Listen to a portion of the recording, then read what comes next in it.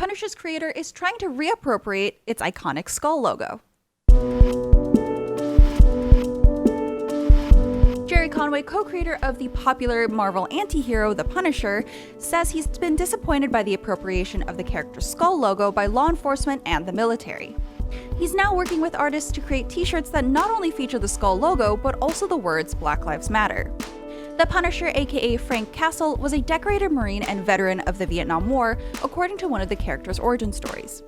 He returned home only to witness his family being murdered in a gang war.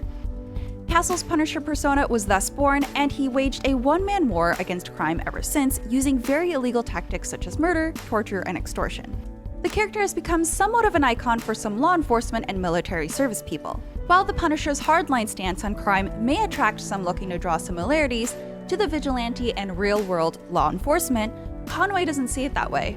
The Punisher was created as an answer to a system that failed the people it was trying to protect. Frank Castle flagrantly breaks the law in order to mete out his own brand of justice, specifically because the existing system has been unable to effectively respond.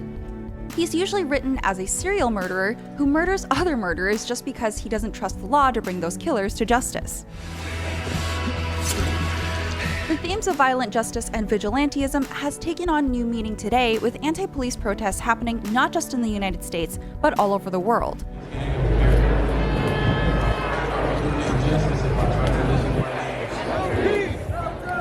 No peace! No peace!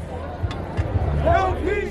The Black Lives Matter movement is seeking to hold law enforcement accountable for excessive violence used against people of color, most notably Black Americans. Jerry Conway has since launched a fundraising drive called Black Lives Matter Skulls for Justice, which sells the new Punisher shirts adorned with a BLM logo to raise money for related charities. Conway said, quote, "For too long, symbols associated with the character I co-created have been co-opted by forces of oppression and to intimidate Black Americans. This character and symbol was never intended as a symbol of oppression. This is a symbol of systematic failure of equal justice.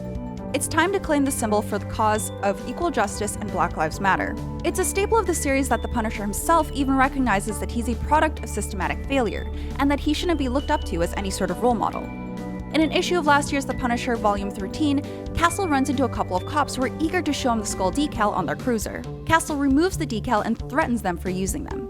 He explains to them that as police, their job is to uphold the law, not be vigilantes. If they want a role model, they should look to Captain America. He would be, quote, "happy to have you." That comic book exchange now disturbingly mirrors real-world events. From 2004 to 2007, the Milwaukee Police Department launched an internal investigation into a rogue group of cops known as the Punishers. They've been suspected of being, quote, "brutal and abusive," and have been known to wear black gloves and caps featuring Marvel's Punisher skull icon. Police Academy supervisor Captain James Galiszewski called the rogue cops a danger to the department. Conway's fundraising drive, he not only seeks to reappropriate the skull logo, but also raise money for the Black Lives Matter movement. According to the charity's fundraising page, 100% of the money goes to Black Lives Matter. It should be noted that the official BLM donations page is run by Act Blue, a tech company that raises funds for progressive causes and has ties to the Democratic Party. We can't verify that Conway's fundraising drive will go directly to the official Black Lives Matter page, but as potential donors, we thought you should be aware of where your money goes. If you would like more information on the charity, do a quick search for Skulls for Justice or check out our article on IGN.com. And speaking of IGN, we're also hosting our own charity drive all month long in support of the World Health Organization's COVID-19 Response Fund and the Bail Project. We'll have links in the description. That's all for this episode, and we'll see you on the next IGN Now. We're happy to present IGN's Summer of Gaming, featuring the latest and greatest in game reveals, news, trailers, next-gen coverage, and more. Our month-long event features our first-ever series of IGN Expos, where you'll get first looks at world premiere game trailers, exclusive game demos, and interviews you won't find anywhere else. IGN's Summer of Gaming, only on IGN and IGN One on Samsung TV Plus.